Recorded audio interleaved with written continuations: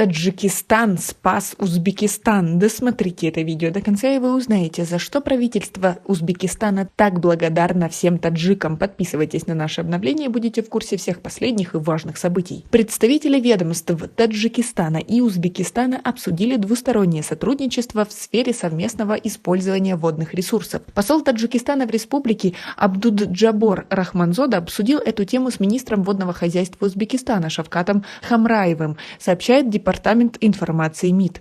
Начавшееся десятилетие прежде всего нацелено на формирование широкой и открытой платформы для укрепления и расширения регулярного многостороннего водного диалога с фокусом на конкретные действия. В ходе встречи стороны обсудили сотрудничество двух республик в сфере рационального использования водных ресурсов, говорится в сообщении внешнеполитического ведомства. Стороны отметили, что 2021 год стал одним из маловодных годов в регионе, однако диалог между профильными министерствами двух стран позволил решить все вопросы, и узбекские сельскохозяйственные угодья были обеспечены водой. Был сделан акцент на то, что Таджикистан спас Узбекистан и его граждан. Как вы к этому относитесь? Свои ответы напишите нам, пожалуйста, в комментарии. Мы намерены созывать каждые 2 года международную конференцию высокого уровня по реализации целей и задач десятилетия. Таджикский посол также обсудил с Хамраевым приоритеты дальнейшего развития дружественных отношений двух народов. Представители республик также подчеркнули важность совместного проведения культурных мероприятий накануне международного праздника Навруз. Ранее президенты Таджикистана и Узбекистана Эмомали Рахмон и Шавкат Мирзиёев выступили за комплексное и взаимовыгодное использование ресурсов.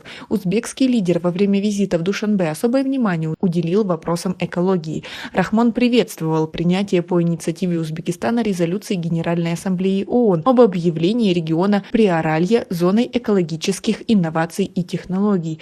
Как вы относитесь к тому, что на фоне экологических проблем и, можно сказать, уже катастроф страны стали объединяться между собой и помогать друг другу, как никогда это делали?